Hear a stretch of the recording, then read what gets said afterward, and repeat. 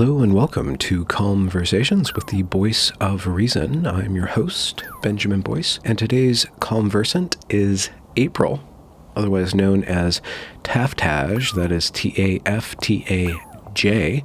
She is a male to female transsexual and is controversial for her skeptical nature and skepticism towards specifically gender ideology. She's also somewhat interested in dissident right-wing thought, and in this conversation we talk about her path of transition and her political ideation. I had a lot of fun speaking with April. You can find links to her work in the description. She streams on Twitch, posts on YouTube, and on the Twitterverse. Without further ado, here is April. When did you start getting involved, or at least plugging into the taco sphere or the the internet commentary sphere? And where did you start? Where did you start at that point yourself?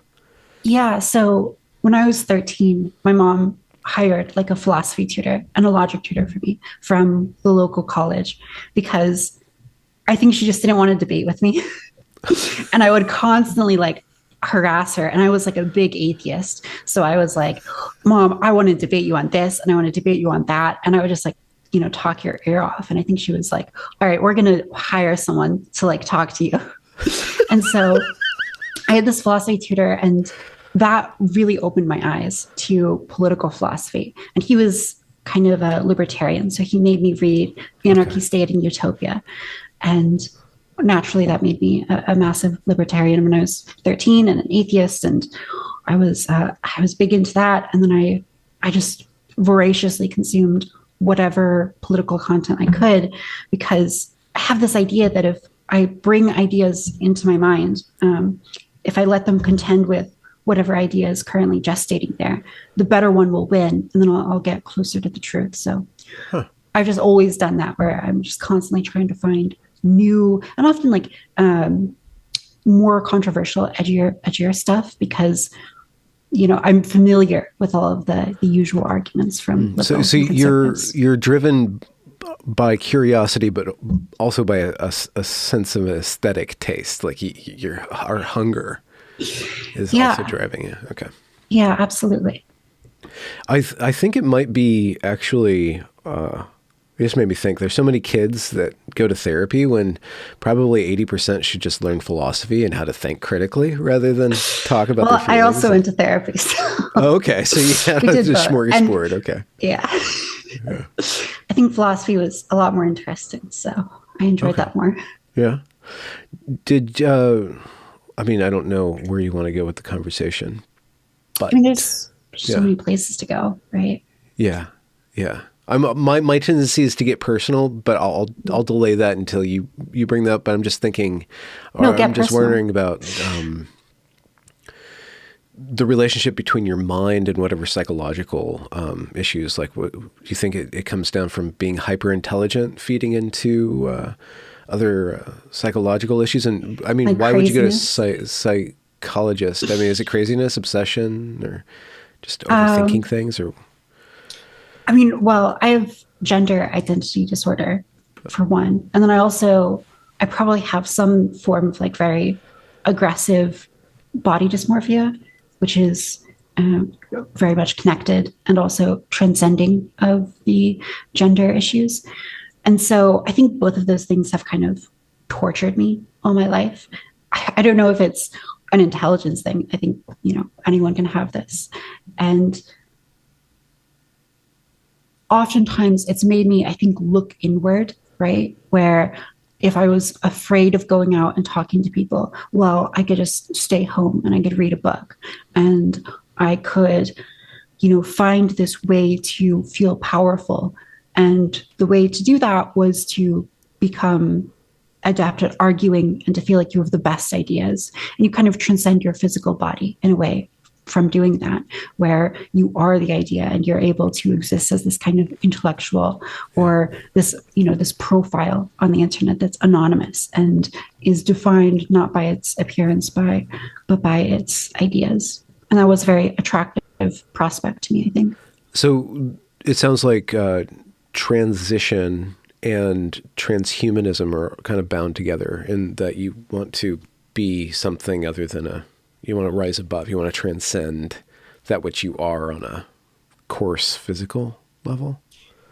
Yeah, I mean, maybe. I don't want to couch it in like too grand of terms because I don't know, like, I don't know if it would like extend that far into like a political Are you field, saying that you're not solving the mind-body problem? Like just with your mere existence? Because that'd be kind of cool. I don't think so. Oh, okay. But that would be cool. Yeah, no, I mean, I think that to an extent, like a lot of living and a lot of what I've had to do is like learn to exist in that level of discomfort. And this is an experience that I think most young people have to some degree, where there's all of these things you don't want to do. You don't want to work out. You don't want to eat healthy. You don't want to like practice your instrument or your foreign language or study. All of these things are struggle. They're all like painful. And our little monkey brains want us to just sit on the couch and masturbate and eat salty food. But you have to like go through that pain, and you have to like learn to love that process of being within your body and feeling its suffering in order to come to a better place, to become healthier, to become skilled, etc. And I think that transition there are echoes of this experience within that, where you have to learn to exist in your body, because if you don't, you can't function. And so you have to learn how to deal with that pain. You can't just transcend it. And that is something that is, I think, a lifelong process, learning to do that. So you said all your life you've had some form of dysmorphia or gender dysmorphia. And so when are your first memories of that? Well, What did it feel like? first memories, it's always tough because like the brain will falsify memories, but there are pictures of me like very young, like 3 or 4, and I'm like wearing dresses. And, you know, I hear from my family, they'll say things like, yeah, it was just like very obvious from like an early age that like you had a very strong affinity for a certain level of presentation, and we're very interested in that. Like growing up, like being friends with girls, like there's this anecdote that my mom would tell me where I would show up at preschool every day and they had like a dress up section in the back. She'd drop me off, and like first thing I would do would like go to the dress up section and just like put on like a costume dress. And she'd like come back and she'd be like, you're not wearing your clothes. And or I was, but underneath the costume. And she'd be like, what's up with that? And it's because I was doing this every day. So I think that there is probably something very deep seated in my brain that just has like a preference for emulating the women in my life. Okay. So the women in your life, not the feminine. So it's a mirroring, or it's rooted in your interactions with real life women rather than this ideal. That's what I think. I think that if I were in a different cultural context where like women didn't wear dresses, I don't think I would wear dresses. I think I would wear whatever women are wearing in that context. That's, you know, it's hard to say that for sure, but I think that's my best guess, especially because you see other people with gender identity disorder in other cultures, and they tend to do that kind of mirroring behavior. And, you know, when you're a kid, you don't have a sense of like the divine feminine, or, you know, you don't have a sense of this philosophy. You don't have a sense of even biological reality. You just see like, oh, mom does this. I want to be more like mom than I want to be like dad. And I think that's like, that's the child brain's understanding of it. Yeah. So that is like a positive move toward the women or the feminine, but there's also like a negative move away from the discomfort. What about the discomfort of being not a woman in your body? Did that arise suddenly, or was it kind of always there in the background? I think it arose when I got older. When you go through puberty, you suddenly become very aware of your body. Yeah. And I remember getting like a little bit of hair above my lips. And that was like horrifying to me, because I think that was like the first realization of like, oh my God, like I always had this thought in my brain. It was totally irrational. You know, when I was 11, 12, I would think, well, there's just no way that I'll grow up to be a man. Like that seemed crazy to me. especially because even then my presentation and the way that I interacted with the world was like very androgynous and, intentionally so on my part. Like people would always confuse me for a girl. And I always kind of had this thought like, well, it's impossible for me to grow up into being a man. And then I got like a little bit of facial hair and suddenly it was like, oh no, this is actually happening. And that like horrified me. And I became very, very interested in figuring out what was going on. And, prior to that moment, I had no conception of, transgenderism, transsexuality. I had never heard of that. I grew up in a very rural area. And I just started doing what I had always been doing, and that's researching. So I went on the internet, and like the way that I figured out what trans was by like reading a study that was like published in 2005 or something about trans people. What do your parents do? Are you part of an academic household? Not really. I mean, my father does programming. I don't want to like reveal too much because it's like a little bit doxy. But he's quite a good programmer. And my mother, she was like a stay-at-home mom for a while, and then she ran her own business. So yeah. Okay. So you arriving on the scene with this just academic mind wasn't totally. How did they deal with that? Because it could be a complete anomaly living in the role, and then all of a sudden you have like this savant, or like, no, this is kind of part of who we are as a family. I mean, I don't think I'm a savant, but I mean, 11-year-old looking up research papers is kind of savant-y. I think I was a few years older by that time. Okay. I was probably like 13 or 14. Yeah. So, I don't know why I did that, but yeah, that's for whatever reason when I was, 11 or 13 or 14, that's what I thought was the best way to learn it. And it worked. But, yeah, I don't know. It's hard to say. You can like invent stories, right? I could be like, one of the things my father did is he like taught me math when I was very young, and that like helped me a lot in education. And maybe like I took that, and that was the seed that led me to eventually years later, like setting research papers. I don't know. In another way to reframe to get to the kind of just the same understanding of you and your life is, what was your imagination life? What was your intellectual life? Were you a storyteller? Were you an artist? Like, how did you, I guess it sounds like you're really into dialogue and debate. Yeah, that's accurate. You're kill streaming on the farm back before there were kill streams. Yeah, exactly. Yeah, no, I would actually like grew up partly on a farm, and there's a white peacock there. That's what I remember. An albino peacock. It was crazy. And I remember just like taking books out there and just like reading in like riverbed ditches. So yeah, very rural life stuff. But the question was about your creativity. Like creativity. Yeah, I mean, dialogue. I've always been interested in writing, I think. I draw a little bit too. I've posted some of my digital art online, but I'm not amazing with the brush or anything. But I think that I've always found a lot of beauty in argumentation, like you said, kill streaming. And I think that that's always attracted me because of this, this truth to it, this way of like getting towards a very deep understanding of the world.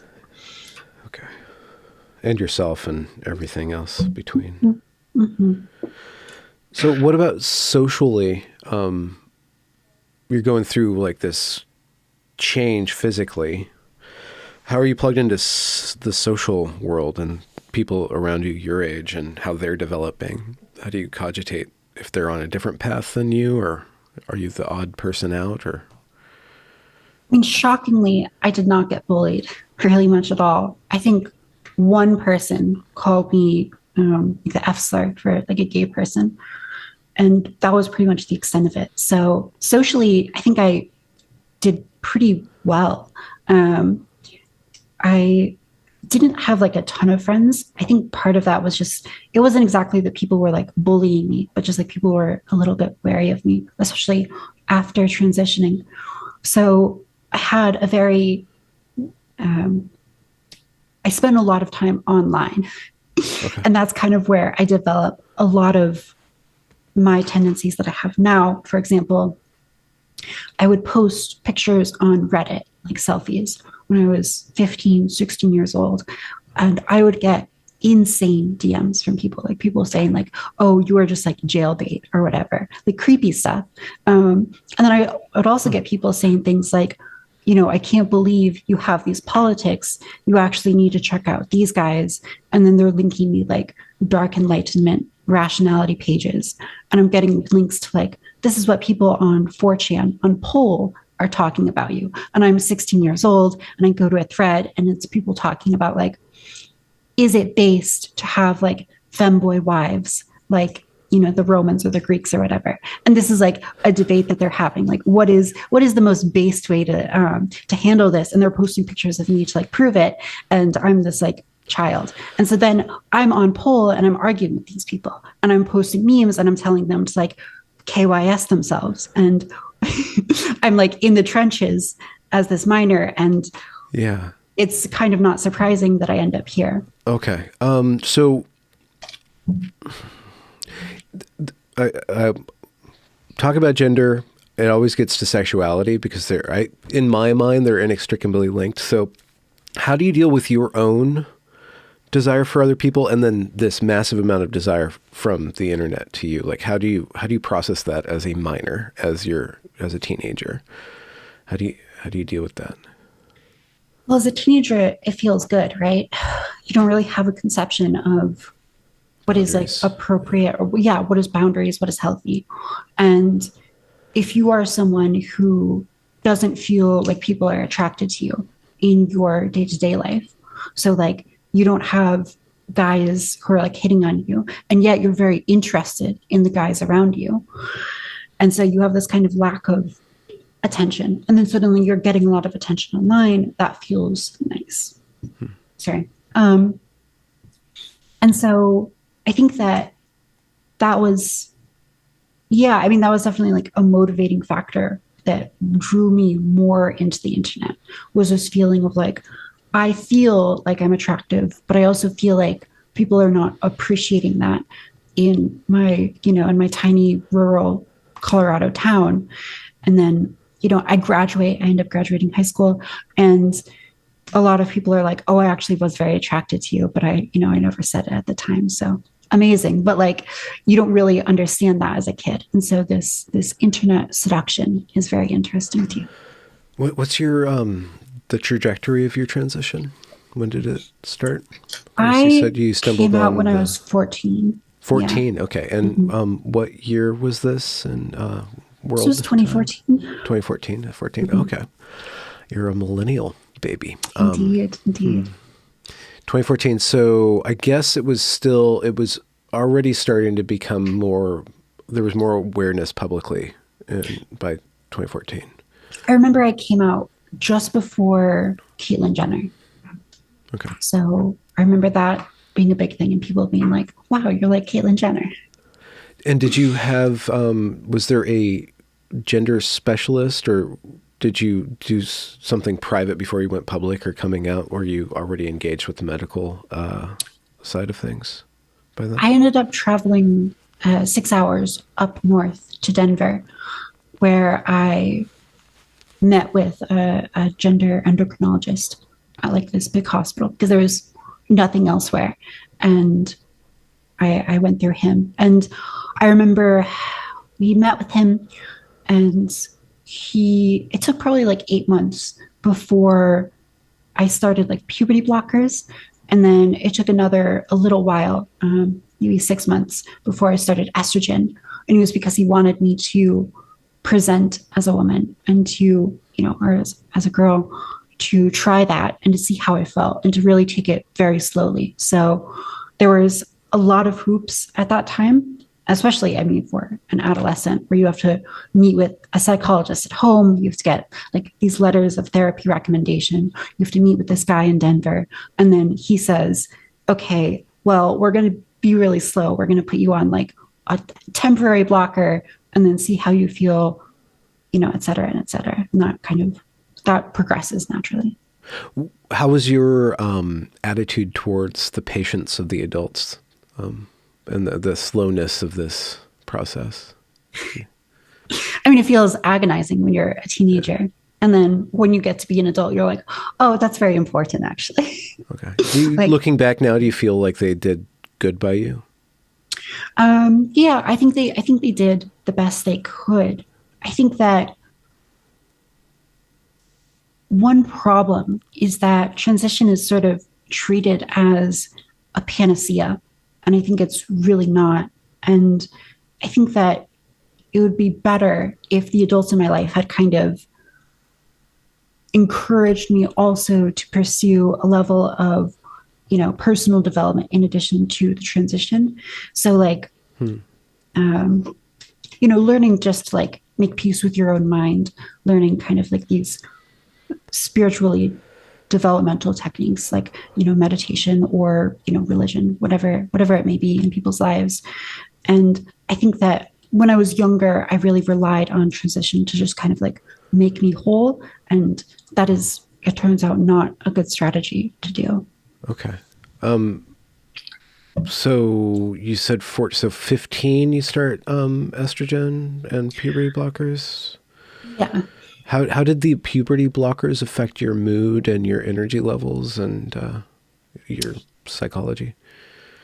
They made me feel very excited, very comfortable, because I think that I had the sense that, okay, well, now I've bought time. That facial hair that had caused me so much distress, it was, I no longer grew it. And so then there was this feeling of like this sigh of relief, like this inevitable future of being a man was no longer the case, at least not looking like a man in the way that I feared. And so that, I remember I would administer the injections to myself. And every time that I did, I would just get this like, big sense of relief from that. And so what about so your testosterone levels, they plateau or they go down, right? They went like way, way down. Yeah. Okay. Did that affect your energy? Testosterone's kind of strong, so missing it. I guess you had experience of it and then you have experience without. Could you tell the difference? I mean, the biggest thing maybe is like, libido. I went from having like teenage boy libido to having like, basically no libido. As far as energy, I personally, it's been so long, nothing like stuck out to me, quite frankly. And how did the estrogen, how did you take to that? I think, well, I started with like such a low dose that it was kind of like nothing for a long time. And then also, like you say, gender is so connected to sexuality. I noticed that as the estrogen increased, I had like a lot more sexual impulse within me. So like I went from feeling kind of asexual and going throughout high school as this kind of like androgynous person who just didn't really like care that much about their presentation to suddenly looking at people around me and being like, oh, I'm very interested in having them be attracted to me. And so I like started learning makeup and whatnot because I, wanted boys to hit on me. And so I think the estrogen kind of, it brought back my sexuality a little bit and that changed my behavior. Huh. And this is all in the same school. So everybody watched you transition. Yeah. You transition in place. Mm-hmm. How did you as a teenager square the puzzle? It's a puzzle. So there's heterosexual man and woman attraction, and then there's homosexual male, female attraction, and then there's, I guess, transsexual male to trans male attraction. So are you looking for a guy who's comfortable being gay but not gay, or like how do you find a mate in that puzzle? This sounds exactly like something my grandma asked me. Okay. Just like the way you phrase it. Yeah. So how do I say this? When I was transitioning, I think that like one of the reasons that I ended up transitioning. Like I remember writing this down was like the ability to date men who are interested in women. And so I think that trans women, they tend to date straight men, and straight men, you know, they can look at a curvy piece of driftwood and be aroused by it. I think that like, you know, straight male sexuality, it's very visual based, and that visualization of a partner is oftentimes like not that discriminatory. And so, you know, this is why you see like a massive explosion of transgender pornography and consumption of it. Men tend to be interested in this. I believe that there's this like, I forget what it's called. It's maybe called like A Million Wicked Whims or something like this. This like old talk, old book that I remember being kind of interested in. But it part of what it does is it puts forth an understanding of the differences between male and female sexuality and how each of these manifest in some kind of interesting ways. And so like the fact that men's sexuality is like so visual, it tends to manifest in like the interesting way of oftentimes being attracted to trans women when really that makes like no actual biological or evolutionary sense to like be aroused at this person who like you cannot procreate with at all. And I believe that their hypothesis was that like certain aspects of the trans woman basically like read in the brain as female, and so they'll like activate that same like arousal pathway. But then also like the image of a penis does not actually like detract from that, because the brain is like having a hard time understanding that it's attached to the same organism. And so like the image of a penis alone can actually increase arousal by like stimulating like a sexual competition desire. And so like you combine both of these in the same image of a person, and it can like heighten the arousal for some men. So I believe that was like one of the theories. But my personal experience is that like gay men are not that interested in me, and straight men usually are, and they're usually somewhat confused by that. So yeah, that's my personal experience.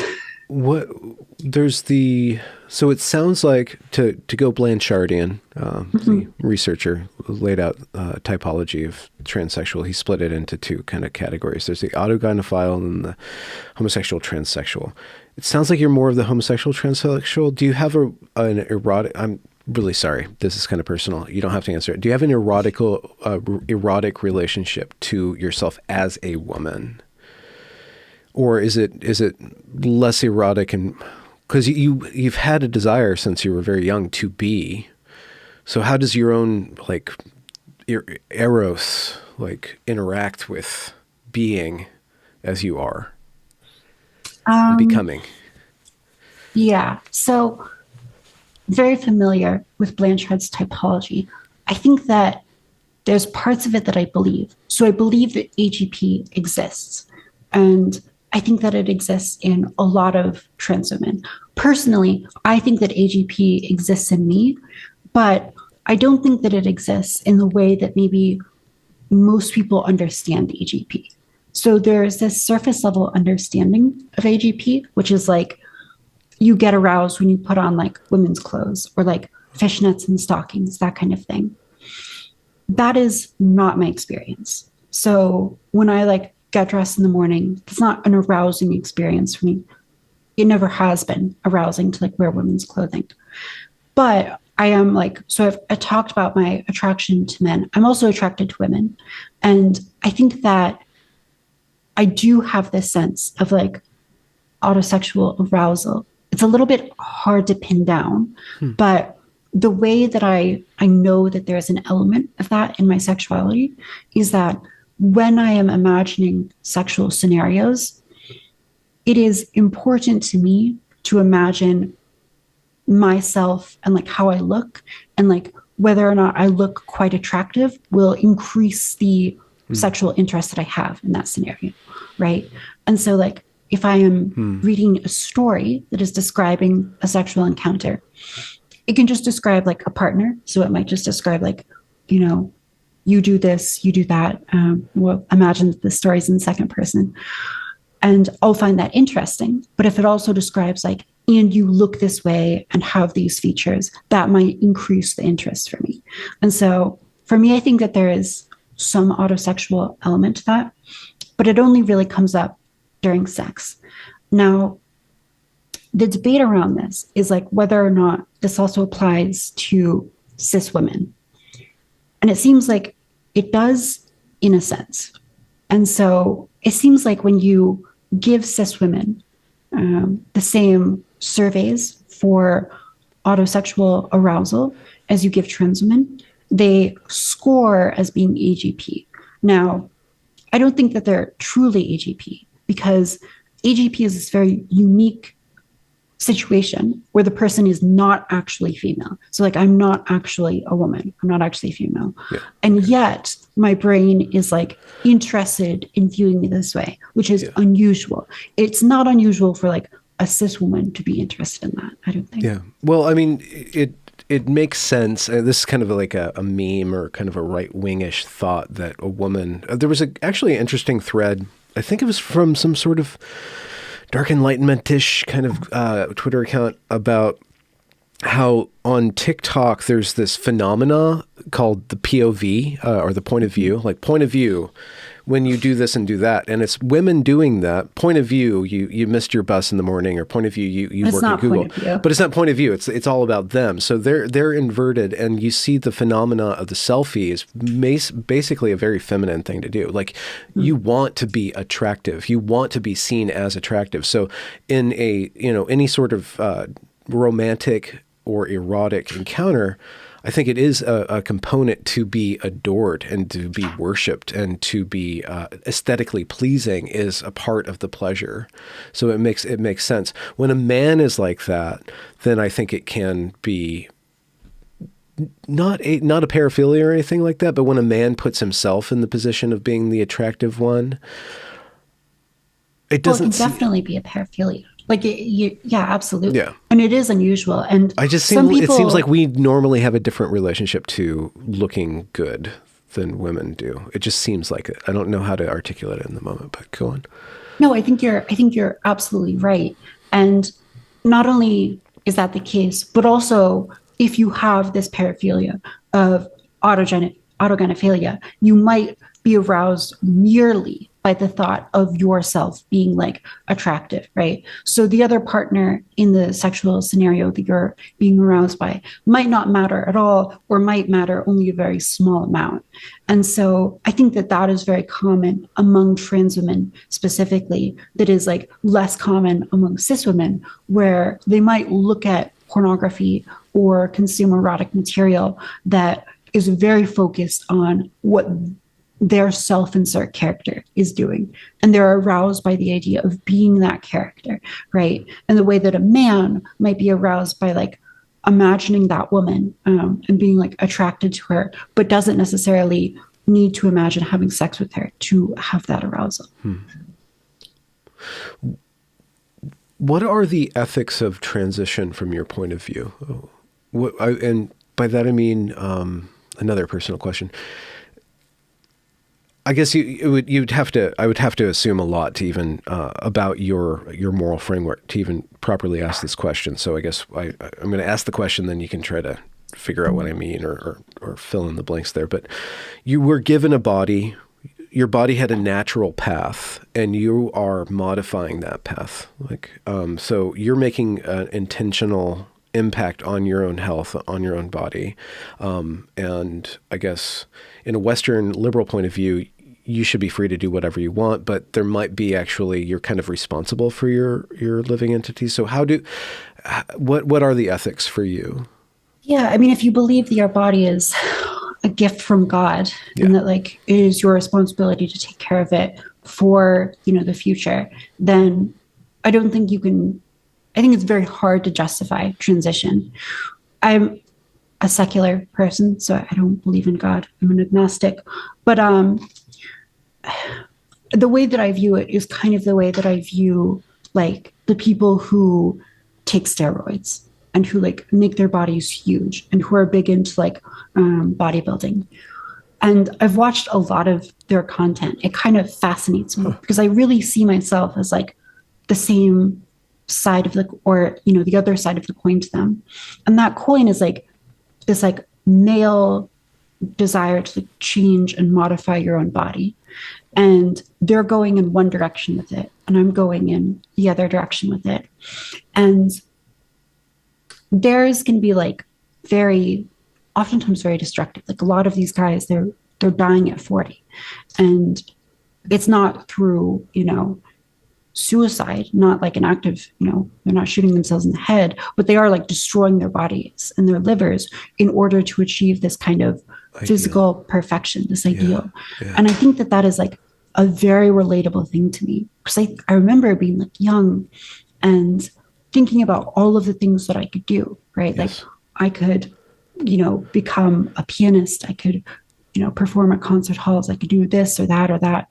And one of the things that interested me was like this ideal of like beauty and like, how do I embody that? And that fascinated me because it's such a hard problem. It is so difficult to modify yourself. And we are in so many ways bound by our bone structure and by our physiology and our sex and all of these things. And so that seemed like a very ambitious problem to me. And so I think that was one of the things that interested me. So that's kind of how I see it, as this kind of personal quest or development. What I think is important about that framing is that it's not a life or death thing. Like, I don't need to transition to live. And I think that a lot of people have been sold this lie that like transition is necessary to survive. And if you don't transition, you're going to kill yourself, or your children are going to kill yourself, etc. And I think that's like a very destructive way to view it, because you are basically putting the person in this position where they're fragile. And if they don't do this thing, they're going to be destroyed. When the reality is you are not fragile. You are actually very resilient, and you will survive with or without transition. And you will survive whether or not people gender you correctly or not. And if you want, I think, to like pursue this additional thing, I think people should have the freedom to do that.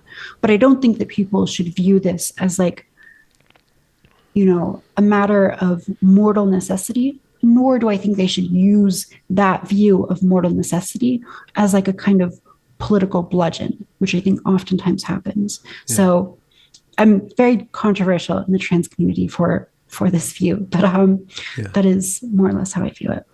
There's a theory that's connected to Blanchard, and I can't remember the exact phrasing, but it's called erotic target location error or fixation. Yeah.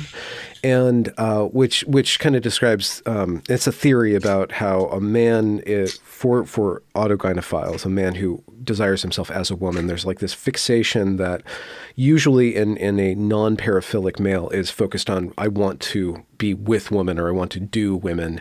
And that somehow is shifted to, I want to be and do myself as a woman kind of thing.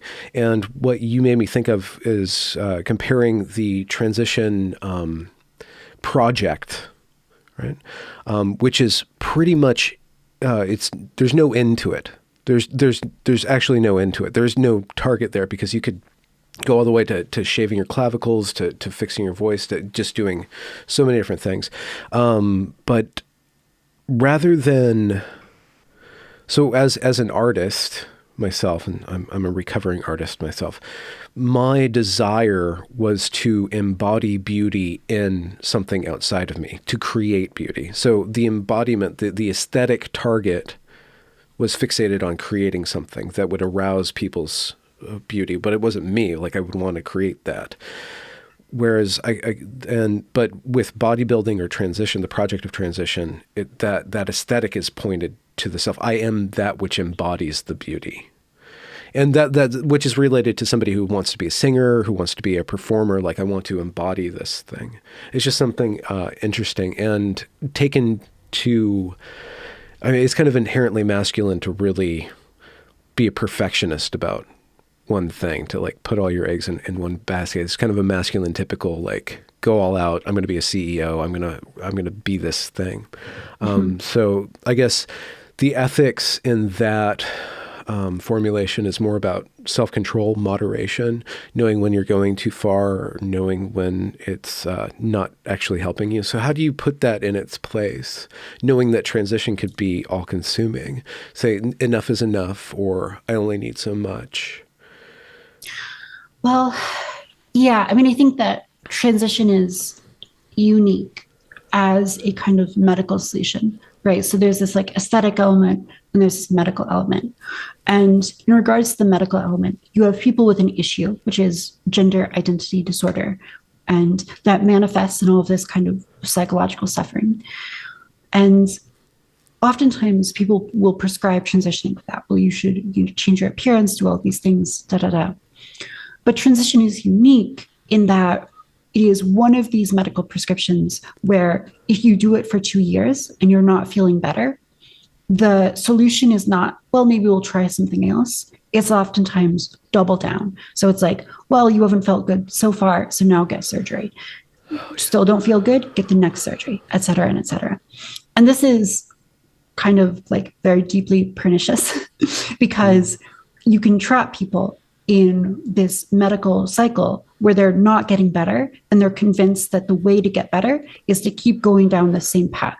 Okay. So that I think is very dangerous. I think that if you are pursuing something, because you have been misled to believe that it'll fix you and it's not, you can kind of get stuck. In regards to an aesthetic pursuit, I think that is it's a different question, but it has a similar answer, which is if you are pursuing some sort of change and you are doing the same thing over and over and you're not getting a result. So like people who will get a nose job and they'll get a second nose job and a third. And it's because they have this vision of like the perfect nose in their mind. And it turns out that every time you modify the nose, you can push it in that direction. You can also push it past that direction, but it's very hard to actually get it exactly on. So I think you have to understand that you can't necessarily reach it, and that at a certain point you're doing damage to your nose. So, I mean, maybe that's just like obvious life advice, but like you got to accept a certain level of imperfection with these things. Mm-hmm. And then plus you add age to it. So if you aim for something, and then you're going to age, you're just going to have to accept yourself at some point. If that's not always operating in the background, or an anchor, you need an anchor at some point, either solving a problem or reaching a plateau. Yeah, no, so this is a very good point. And it is something that I want to talk about. I think that earlier I said that I wish adults in my life had given me something else to work on, some sort of personal development or fulfillment. I think that's because there are all sorts of things that people can orient in their life as their goal or their meaning. Beautiful, yeah, true, exactly. Yeah. And people can choose to worship like beauty, right? Make that their orientation, and they will pursue that and they will destroy themselves in that pursuit. But ultimately, it can be like a very fruitless goal because in pursuing beauty, you find yourself always to be too ugly, always falling up short. And the same is true if you pursue money. You always feel poor. So I think that it's very important to orient yourself towards something that is transcendent. So religion, I think, can be one of these ways to do it. There are other ways to do it. I think people who are very into like Stoic philosophy or, Aristotelian ethics, these are all good ways to orient yourself towards the transcendent. So I think that like to the extent that you pursue beauty in your life, it cannot be your source of meaning. You have to get meaning from something that is beyond yourself. Yeah, or the beauty has a purpose in some sense, like one becomes beautiful to attract or to be attracted to somebody that they love, and the beauty facilitates or serves something higher. The love, you put everything in service of something higher.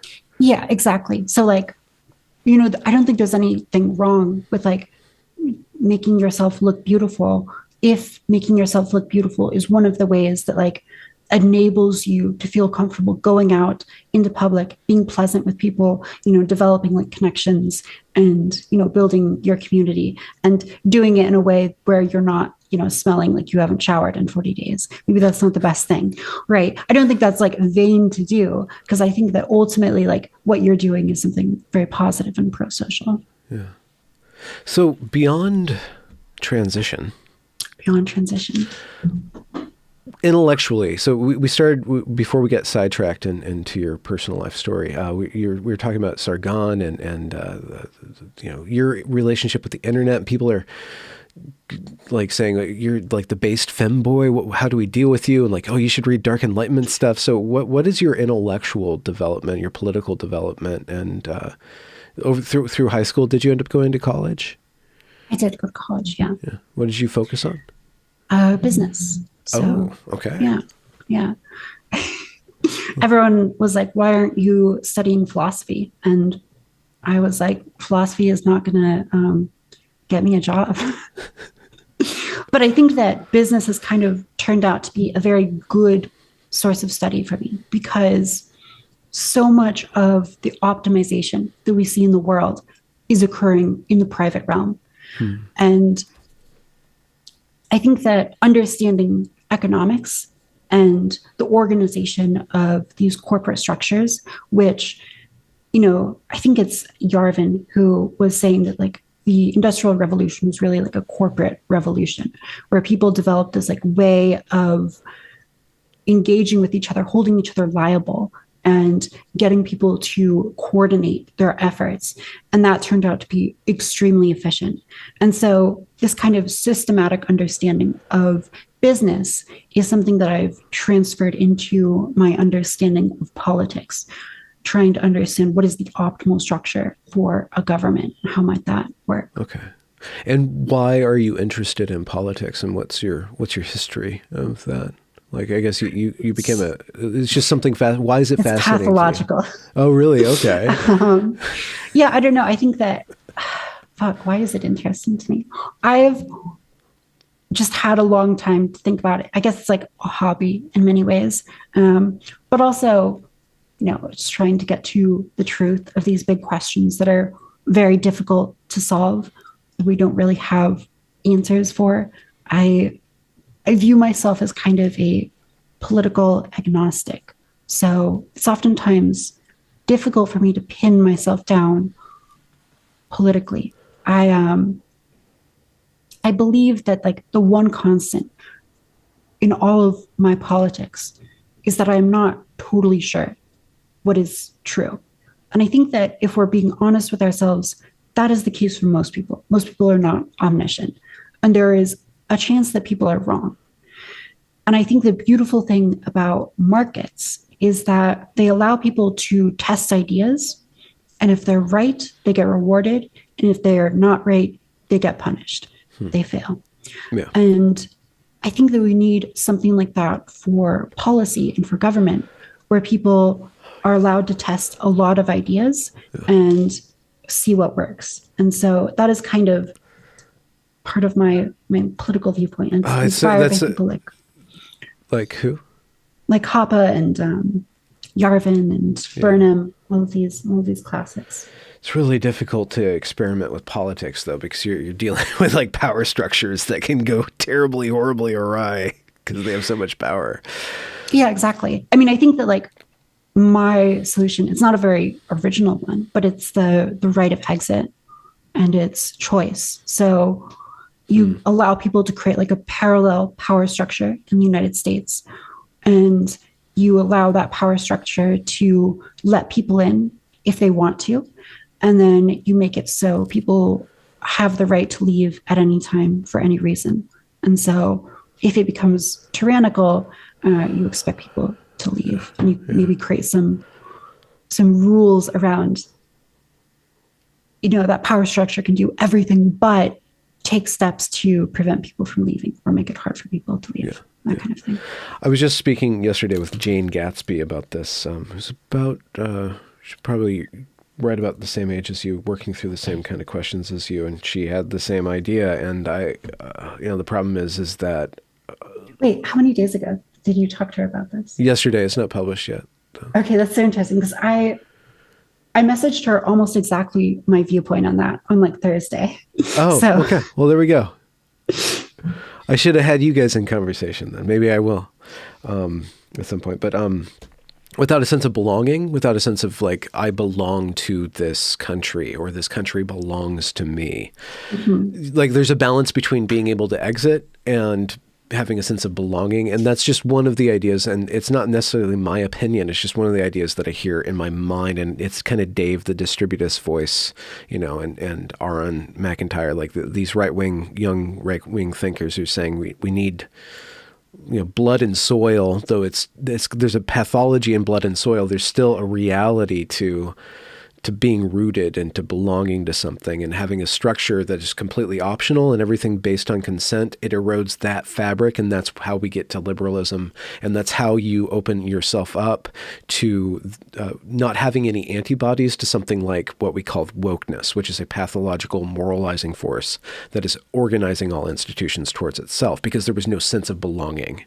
And now there's a sense of purpose that comes through. And it's not just wokeness, because wokeness is a part of a lineage, and Yarvin takes it all the way back to the Quakers, but you can just say that the civil rights movement, that moral cathedral that America has been building, like that telos, that end, that divine aspiration of equality and justice for all, or whatever that is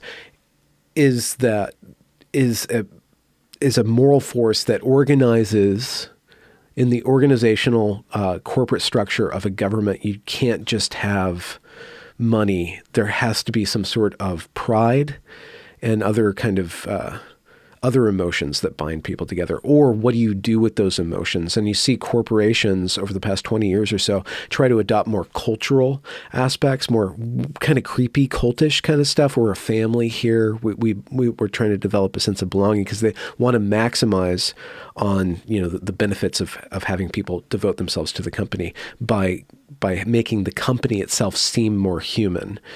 So there's just a lot of tensions there.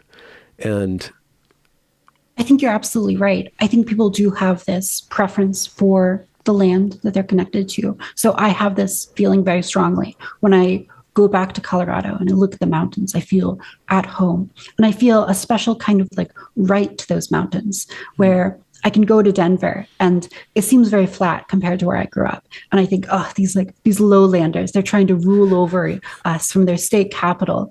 That's true mountain folk. We deserve our own government. And, it's silly, but like that psychology is like very motivating for a lot of people. I think that the way to view states, and this is something that I'm working on, I think we need language to understand politics that is more general than what it is currently. And I think that like states, they're kind of these computational organisms, and people like Yarvin want them to just be very efficient, right? He's like obsessed with efficiency, and in his Patrick, thing, he talks about like turning the undesirables into biofuel, and all of these ideas that are like, probably totally crazy and will never work, because there's something unique about humans, and that's that humans are not like purely efficient creatures. We are not like Homo economicus. So you have this like computational structure, and the way that computational structure works is by engaging humans, which are inefficient. And the way to engage them, the way to bridge that gap, I think, is to work with humans in the way that works for them. And so one of the ways that works for humans is to acknowledge this deep connection that people have to the land. So I don't actually see efficiency as being antithetical to these sort of like spiritual longings that people have in them. I think that the way you get humans to be their happiest and most productive is by enabling that to some degree. And so when I talk about like parallel structures of efficient governance, it is not in the sense that I expect everyone to be machines. It's that I expect the government to efficiently engage with real and messy humans in a way that works for real and messy humans efficiently. And that means distributing people in a way that allows them to feel connected to their homeland and whatnot. Distributing people in a way. Why did you use the word distributing? Distributing as far as like location wise, right? Okay. So like allowing people to, so for example, like let's say you have, you create like a zone in the United States and you auction off that zone to the highest bidder and you say whoever can own this zone can like extract taxes from whoever lives there, you know, do whatever, your own little kingdom there. So someone buys that and they start, you know, developing on it. Well, a lot of people are not going to want to move there just because they're connected to their own homeland, right? Wherever that is. But then as people move there, there are going to be some people who don't want to leave because they feel especially connected to that place. If you've lived in this zone for a few generations, you might feel very connected to the land in a way that isn't like purely rational, right? And so the worry, maybe in some sense, is that, well, if the owners of this zone are very tyrannical, people might still stick there, even though it's tyrannical. And I think some people will say like, oh, this isn't, you know, quote unquote efficient because we're not maximizing for liberty or whatever. And I would challenge that. I would say like, no, this is efficient because these people are doing what they want to do, which is to live within this, what you see as tyrannical area, because they love the actual natural world. I don't think that's necessarily a bad thing. Like if people are staying where they want to stay, they ought to be able to do that. Yeah. I'm just because I'm speaking to you now about this, and I was speaking about with Jane with this, and actually I'm now thinking about all the different right wingers I've had over the past month, and just kind of listening and reading through them. A lot of them are Americans, and there is a very particular kind of American sense of experimentation. And I'm just trying to think like, you can't do that in Europe. You couldn't run this experiment in Europe. And that makes the thought experiment go in this weird direction, or just these thoughts go in weird direction, because you have all these people who are tied to their land for so long, but then World War II happens, and they're basically just kind of a satellite state of America, and they're more disconnected. It just seems like they're not as connected to their land as one would suppose, or there's this other kind of liberal idea that kind of disconnects this globalism. So even just the thought experiments that are coming up in the right-wing discourse about going back to a connection to land, going back to a connection to place, it's in contention with this kind of globo homo, as they call it, or this global homogenization, this cosmopolitan way of viewing things. So that's just one of the tensions in the political discourse that defines this particular strain of right-wing thinking, as opposed to, I guess, a liberal way of thinking. Yeah, I think you're right. And earlier I talked about how the state kind of interfaces with people in order to get people to, you know, be efficient. It wants people to be like happier and well-fed and et cetera and et cetera. The caveat with that is that like the things that cause the state to be like more productive are things that create like abundance, right? So when people are adding to the economy in ways that creates like lots of resource abundance for people, that's very good from like a GDP growth, a GDP maximization perspective. And that's good for like the state survival, insofar as the state can like then harness that GDP growth, that kind of technology that comes out of it into, you know, protecting their borders, you know, existing into the future, protecting their ideological project, etc. The problem is that abundance is not necessarily the end-all be-all of human well-being, right? So land is kind of one of these areas where the economy can distribute land to people in a way that is like maximizing their well-being in a sense. But I think the economy is not so good at distributing to people like spiritual well-being. And that is because oftentimes spiritual well-being comes in conflict with abundance and the creation of abundance. So earlier we talked about beauty and the desire to like pursue this, more and more and more, and to be kind of stuck on this treadmill where you always feel ugly.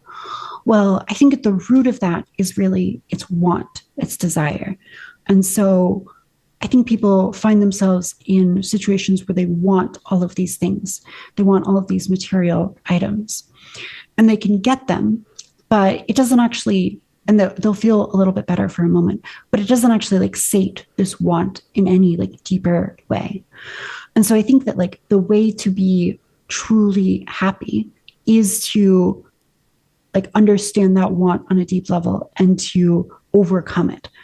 But the problem is that if you overcome that want, then you're less incentivized to be like constantly producing things. And so this is actually like not so good. If you imagine like two countries, one, everyone is like a great consumer and they're constantly they're on this like treadmill, this rat race of like producing things, consuming things. And then you have another country where 50% of the people are just content with nothing. So they live very simple lives. They don't buy a lot of things. They don't produce a lot of things. They're very spiritually fulfilled. They have like great connections with people, but they're not actually really growing the economy that much. Well, then you look at these two countries, project them out, 100, 200, 1,000 years, which one's going to be a lot bigger and have a lot more technology? It's going to be the country with people who really want things, right? Mm-hmm. And so want has simultaneously driven the creation of pretty much every fantastic and wonderful and beautiful thing, technology-wise, that we have. So like, we have lights because someone wanted, to be able to read in the dark. People, have all of these great microphones and et cetera, because ultimately there's this like want at the heart of that, to have the bigger and better thing. Yeah. Of course you can come up with like a few inventions where that's not the case, but like broadly speaking.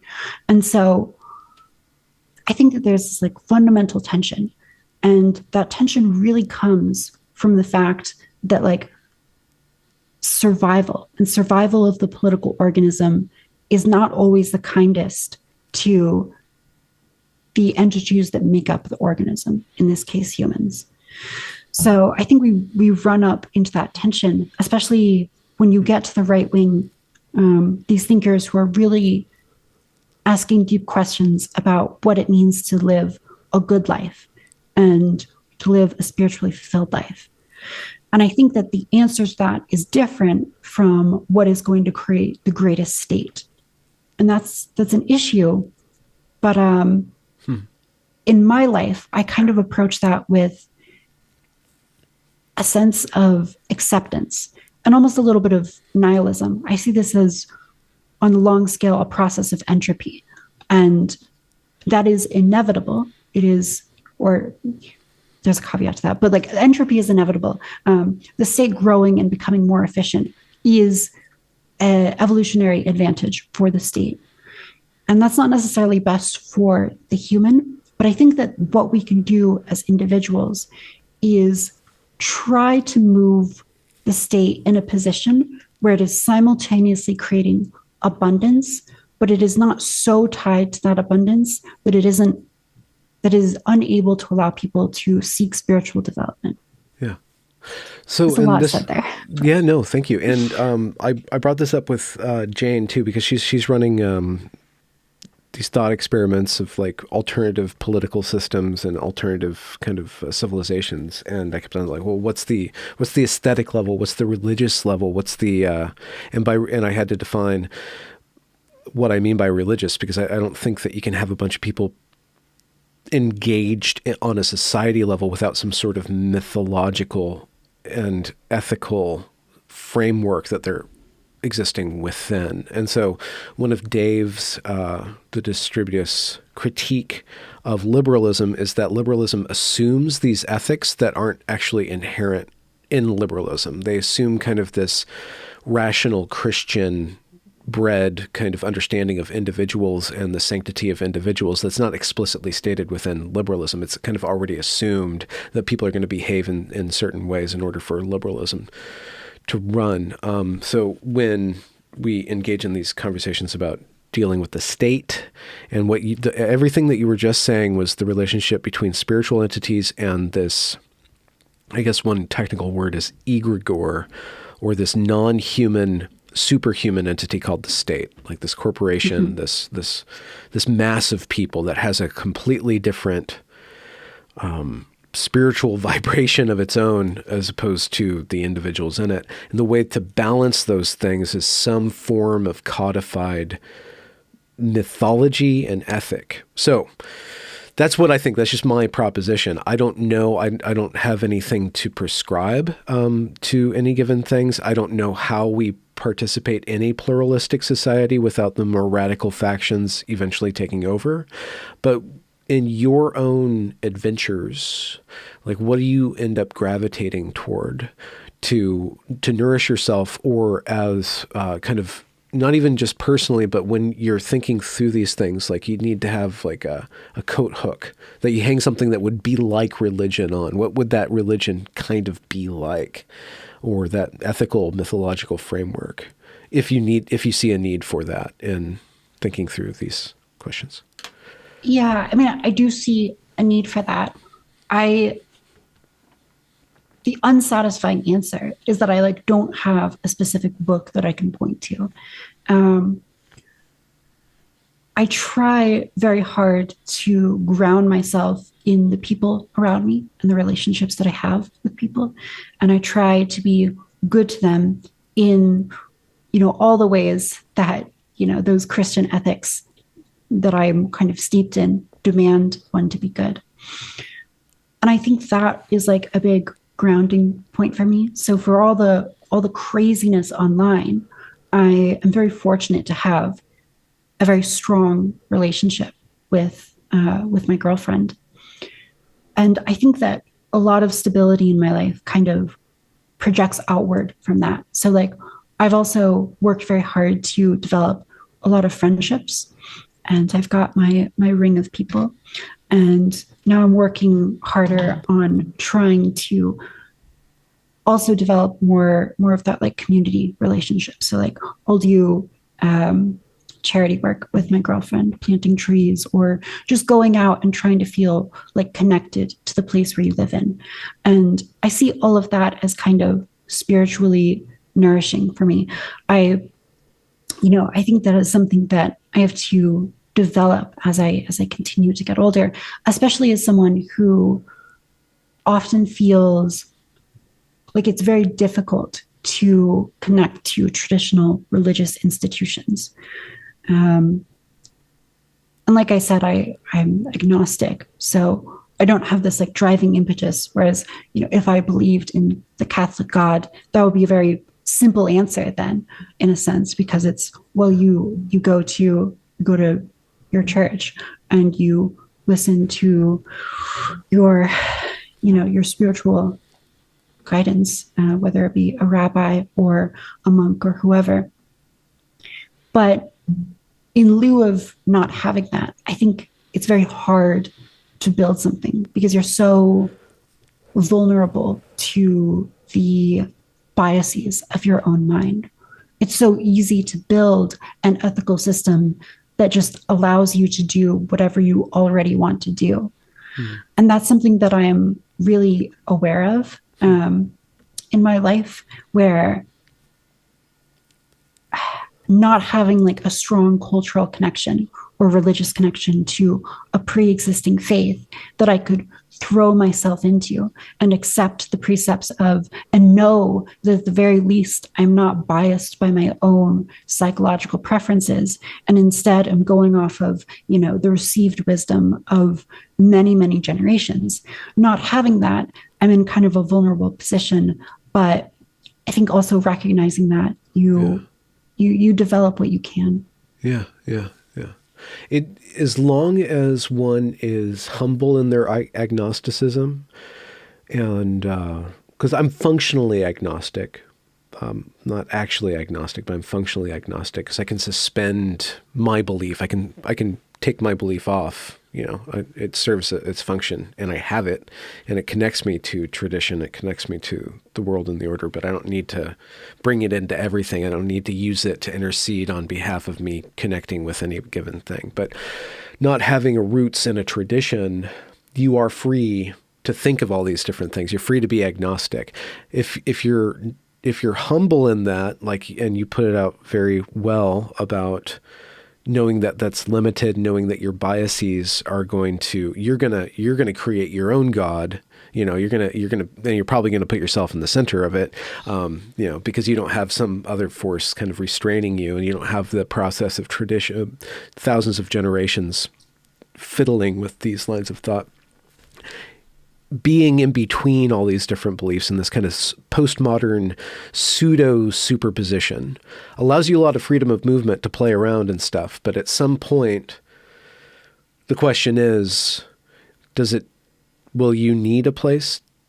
Will you need a sense of belonging? Will you need something greater than the experimental, the postmodern, the superposition? Will you need a position, a house, a home? And from what I hear in what you're saying is that you are already aware of that and acting out that need by connecting to human beings, to connecting to doing good works, you know, and being a real person and putting the burden of that, or investing yourself into being with and being in communion with others. Yeah, I think that's right. I also think that to some extent, culture, society, we need people who are willing to exist in that superposition and to very much challenge old norms. I think that is the way we grow and adapt. And I think that as an individual, it'd be very good for most people to find that home. But I also think that the people who don't find that home, the weirdos of the world, I think it's oftentimes those people who are the first to advance new ideas, new ways of thinking that the culture then can react to and adapt in small ways. And if it's working for, you know, some people, that will ripple out. And I think that's why these old cultural institutions are so powerful. They're so powerful because after thousands of years, they've chipped at what is working and what is not working. Or, you know, they've survived by kind of like a last man standing process where like all of the cultures that didn't have effective ways of being for their followers, you know, died out or didn't grow as big. And so the ones that were most successful were the ones with all of the prescriptions and policies for people that allowed them to be, you know, very fulfilled and very productive and so on. And so I think that like either way, I think both of these people, both the rebel and the square, they're both important. Most of science and progress, it is advanced by people who make these small but deeply important improvements on ideas that already exist. And I think that there's like some percentage of people who are totally crazy, and 99% of totally crazy people are just totally crazy. And there's not much more to what they're saying. Yeah. But I think it's in that 1%, those people who are willing to challenge norms and who are also brilliant, who really push things forward. So I think people need to be, in some sense, comfortable with challenging norms when they can truly understand why those norms exist. And if it works, it works. And if it doesn't, those ideas disappear. The one possible advantage over time on the right, whatever that means, is that you have these radical weirdo thinkers, a handful of them, and they don't really align much. They're actually very messy. If you look at right-wing Twitter, and by right, I don't mean just like conservative Fox News, geopolitical, federal government level. I mean like the theorists and the memers, you know. they are on the right, and I can sense in one through line is a respect for the normie, in a way, a respect for stability, a respect for people who are the square. Like there's this in the right, there's this relationship between the square and the rebel that's kind of forming right now that makes it really active and messy on one end, but always kind of like trying to be in dialogue with normalcy, right? Being edgy and normal at the same time. And that's a realization that I came to, I don't know when in my life, but kind of understanding myself as a free thinker or an artist, or somebody who has to play around with ideas. I can't just accept a doctrine, but I'm not, I don't want to tear down doctrine, but I have to invent it. It has to indwell me, and I have to regurgitate it and play with it. I have to play with everything. Is that my entire existence, the realization is that my entire existence relies on people who can accept normality, who can be stable. Because without them, the world, I wouldn't work in the world, and the world wouldn't work with me in it. So developing like a respect for the normie, right? But also developing a sense of myself being different or outside of the normal as not some mark of being special or a mark of being deficient. It's just, it's different. And my job, insofar as I can play around, is to bring something good back to them. My job is to serve them. And because I serve at their pleasure, actually. I serve at the excess that they've created in society. So that's kind of what makes me more right ideologically, is that my job is to playfully add and inquire and give to that which will persist. And that is kind of conservative in demeanor. Interesting. Yeah, I mean, I think there's like a rebel archetype of a person who's like always pushing back and is always kind of contrarian and refuses to be,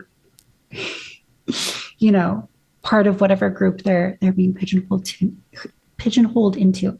I think that is me in a lot of ways. Like in every group that I've ever been in, I've always hated the feeling of not having like everything just being like totally peaceful. I wanted like a little bit of conflict there.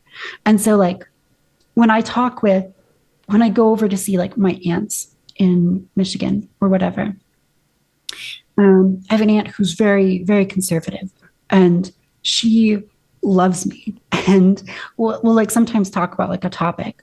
And I think last time I visited her, it was after like the Rittenhouse stuff. And so I was expressing my views on Rittenhouse, and she was like, you're so right. Like, you're so insightful. This is correct. Da, da, da.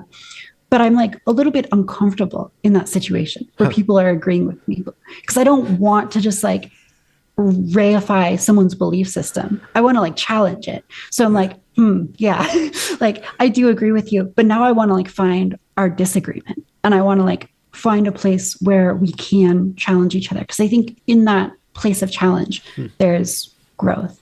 It's an interesting little personality quirk you got going. That sounds fun, though. Sounds like you have it under control, right? Or do you go around like decimating everybody with your gadflydom? I used to be much more argumentative in like every relationship that I have. And now I'm not so much like that. What was it that kind of changed you, or made you wake up, or caused you to modify your relationship to that behavior, that tendency? Just a lot of annoying people. I don't know if it was one moment, but yeah, just be like, damn, I argue a lot, and sometimes people are upset by that. So, So you're softening with age a little bit. I think so. Just a little bit. So what is your ambition then? What do you want to do? What do you want to build? Or what are you building? What are you working on? What's your project? I'm really interested in this physicist. His name is Jeremy England. And he has a lot of ideas about the connection between entropy and the development of life and what life is on a very fundamental physical level. And I think that kind of language, we can use it to describe non non-life, lifelike things that are non-biological, which I think applies to political organizations.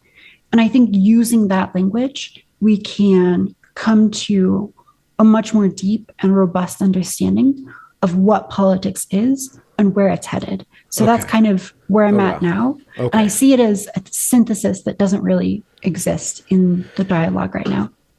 Well, there is this is a huge, there's no way we're going to be able to get into this, but I want to give it a little bit of time. But there's kind of this understanding from R.N. McIntyre, Curtis Yarvin, the distributist, of the left as entropy, or as Cthulhu, as the state, as bureaucracy, as entropy, and cultural entropy as just the constant, and why the left always wins, why history is always on the side of the left. But it doesn't really satisfy me. And what you're bringing to the table is that entropy in relationship to complex systems is how we have life.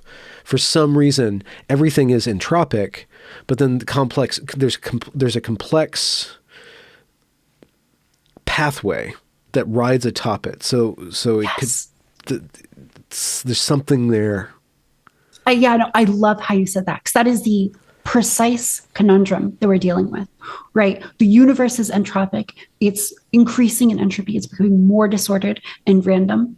If you look at a plant, all the atoms in the plant, there's a million ways to arrange those atoms that don't result in an ordered, structured system that is self-preserving, and yet the plant exists, right? So the statistical fact about entropy, about how things tend to order themselves in, they tend to fall apart, disintegrate, they tend to arrange themselves in ways that don't create something, does not apply in a system where work is being applied to that system. So we have the sun, and it is shooting heat and light and radiation at the earth.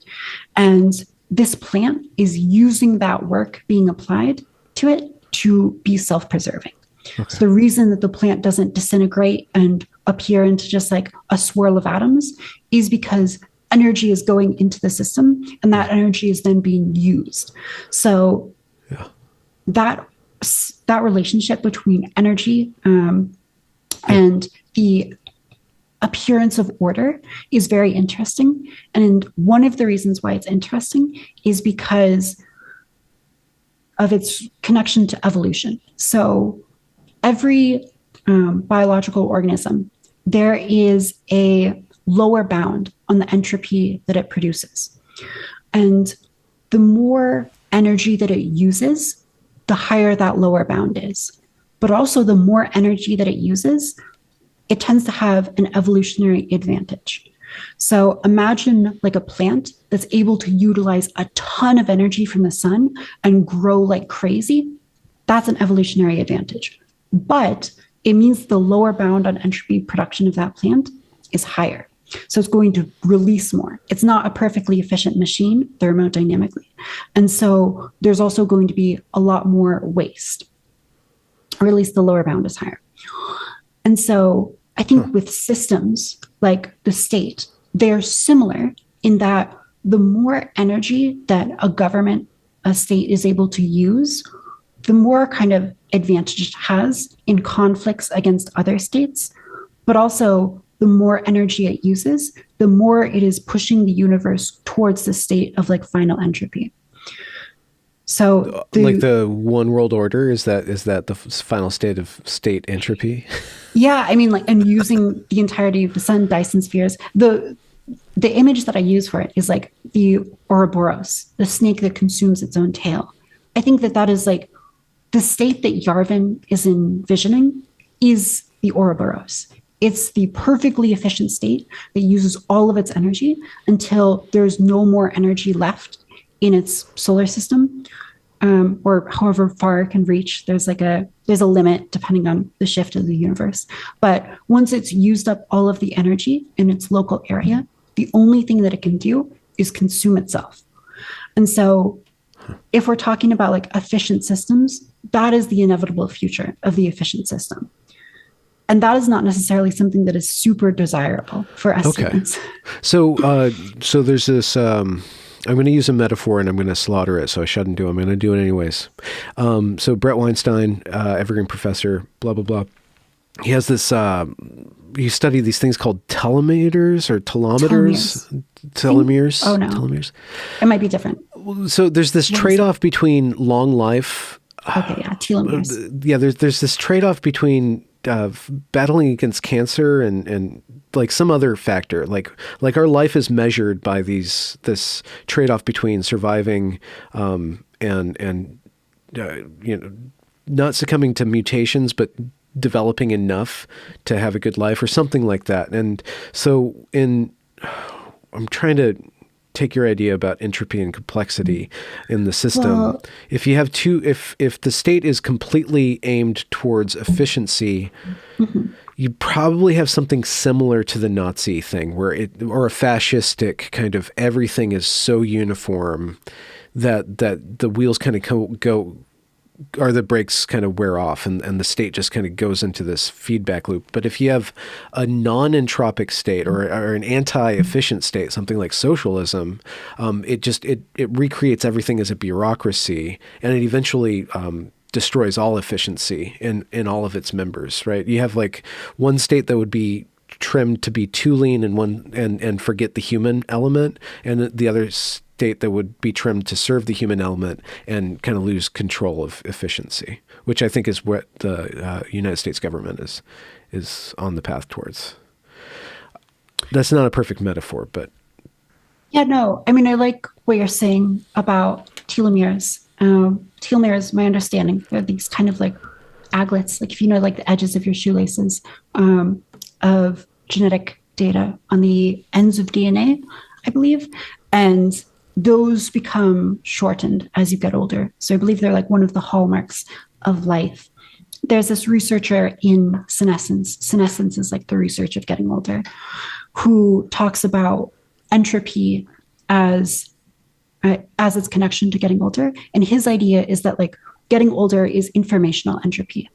And so like what is happening in your DNA and all of your body is that when you are bombarded with like radiation, all of these little breaks that are happening in your genetic code, your body is then like fixing those up. And oftentimes it can fix them up in ways that is detrimental. So like you'll have skin cells that lose code and so they don't exactly know how to operate as a skin cell. They can become cancerous, etc. And it's because of this like constant like break and like the body trying to fix it that is like destroying information. And I believe this happens at the epigenetic level. So you have the genetic level, and that is like your DNA. You can actually clone someone who's like 70 years old, and all of the DNA information still exists within them. But there's all these like scratches on the surface of it that prevent it from being read correctly. And that's your epigenetics. So that is information loss. And your analogy of that being a kind of entropy is like very perfect, because that's absolutely the case. It is just informational entropy. And so in regards to whether or not a state, how it varies from like very efficient, but maybe losing sight of the human to like focusing only on the human, I also think is insightful, because if you focus only on the human, the worry, I think, with that is this fear of like just being overcome by a more efficient state. And so if you have a state that allows people to be spiritually fulfilled, people can be spiritually fulfilled with very little. Like I said earlier, that doesn't necessarily make you a superpower. And so, and that's important, really, for better or worse. A problem with politics is that we are talking about power. We're talking about contest. We're talking about defense and perpetuation. Well, the liberal state too is very efficient, but it's a byproduct of that efficiency is abundance. So it creates a lot of stuff for people to consume, but it doesn't actually have that spiritual fulfillment. Yeah. And I think that's what people are running up to, both on the right and the left. And liberals will say things like, look how much better life has gotten for people. Look, you have like an iPhone now, right? And that's true. You have abundance, and you will have abundance because the state is very, the economy is very efficient. I'm using the state like in a very broad sense here, but like the economy is very efficient. It has all of its innovation. But what is that actually doing for you? And that's what I think people on the right, especially the spiritual kind of right, are asking, and also what socialists and communists are asking. Yeah, yeah, and so the modification within the radical left, and I hate using this word. I woke up this morning thinking wokeness, and I just don't want to use that fucking word anymore. I'm so tired of the word, but it's so goofy. But it's like I just use it too. So it just I describes apologize. what it is. It is what it is. But that trying to install that religion into a state, and that religion is a secular religion. That religion is very Christian in a whole lot of ways. Very like serve the needy, like this ethos that you can see deriving from the Puritans, or having a lot of hallmark similarities with the Puritans around how it regulates other people's behavior, the call-out culture, the cancel culture, all of that stuff, the high amount of judgmentalism going on in that. And then the fracturing of society into identity. I don't know how that works into it, but that's just something that's being installed into the state. And then at the same time, the people who are doing that, the Joe Bidens of the world, who are installing this religion or assuming this kind of religious aspect in the state, with DEI, with affirmative action, with equity, are at the same time vilifying Christian nationalism, or saying that this other religion wants to take over our government. This other religion wants to be the nation, and we are the true ones and they're the false ones, or something like that. It's this interesting antibody of that religion being highly distrustful of the Christian nationalism, whatever that means, or the fascist Christians or whatever. Yeah, and I think that's exactly right. I think politics is mimetic warfare, and memes don't like memes that are going to take their hosts from them. And so I think you have a idea that appeals very much to a certain ethics. If there's another ethics that appeals to something similar, but also maybe has certain advantages. So like I think Christian ethics have advantages over woke ethics, in part because I think woke ethics are like very like bigoted in a deep way, right? They're very discriminatory. They tend to reward certain like classes of people in order to like keep them within the fold in ways that are probably not good for everyone in general, or for, the culture, the society.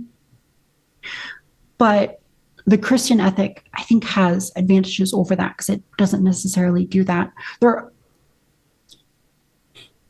There's a tangent that we can go on, but I think that like the impulse for a lot of progressives is to use like this position of power to just like kill the baby in its cradle, and to stamp things out before they can get big.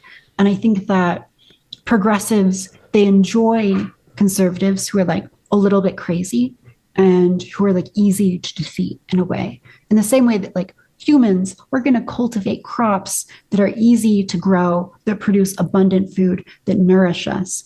These, corn is like, it is a species that is very biomass successful, but actually has no power. And I think that like, if you are someone who's very progressive and you want to have like a one-party state, if you want to like control things truly, what you want is for your opponents to be corn. You want to be able to have them grow, but be very easy to like just swipe down with your scythe. And so I think that like having an enemy that is systematically, intellectually inferior, weakened, like doesn't understand the levers of power, that is very advantageous. And in now we're in wartime, then how would one mount a adequate resistance to that power dynamic? I think stop being corn. You have to be your own predator, and the way to do that is to apex corn. Yeah, like high fructose. Corn. Exactly. Genetically modified corn. The humans can't stop it. Franken corn. I think the way you do that is by like defying the liberal paradigm and like refusing to fit into the boxes. So like this is something that I'm sure tons of people have said before. I don't remember exactly who said this, but like it's the idea that if you have a 15-year-old and you show them like the woke progressive ideology and they hate it instinctively, they're like, this sucks. And then you tell them, well, the opposite of that is Nazism. Well, then they go to Nazism and they start like believing in that. But the woke progressive ideology has like a lot of antibodies for destroying Nazism. It knows how to do that. Specific thing, it's corn. And so you can't be corn. You have to not go to whatever is like sold to you as the opposite. You have to build your own or connect to your own intellectual framework that the liberal establishment does not have antibodies for. Was it orthogonal or perpendicular? You can't do the opposite thing. You can't be a reactionary, a one-to-one reactionary. You have to do it from the sides. You have to react in an unexpected direction. Yeah, just break out of the matrix, guys. But the problem is that how does that scale? And that's the interesting thing about this weird new right-ish place that I'm exploring, is that you have all these people branching out in other ways than fascist, but how do they mount how do you unify the rebels? I don't know if you can. Yeah, I don't know if you can either, because sometimes their goals are just like so different. I mean, I think one way is maybe to just like chip at specific issues. So like James Lindsay, I know that he has his own like pet projects and his own issues. It's all like the critical theories, but he also disagrees with like the dissident right in a lot of ways. And they get into little spats about things. And I think that is okay. Like it's okay to disagree about things if you can also focus your efforts on like Political destroying will. One bad thing. Yeah. Friend enemy distinction. Being able to have change that at will. So where can people find you on the internet, and what do you have on offer for them? Are you doing writing, or are you doing mostly video work at this point?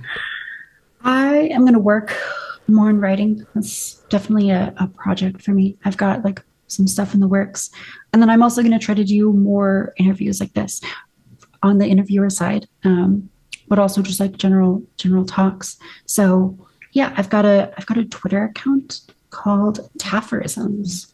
Oh, okay. Why is TAF? What does that mean? I always get this question. I just chose it very randomly. It used to be like an acronym for something, but I've forgotten what that is. So yeah. You and Helena, common story. Your generation, and we saw it coming. My generation saw this, like, okay, my generation is going to take up all the regular names on the internet, and then you can have all these kids with these crazy names, and then they can't change them because like there's no way. So you're just like. I was just watching your Charlemagne interview, and you're like, where do you get that meme? And he's like, I just thought it was cool. I was a gamer. Yeah, it was my game attack. It's like, yeah, that's relatable. So yeah, I go by Taftaj, and then some people shorten that to Taf.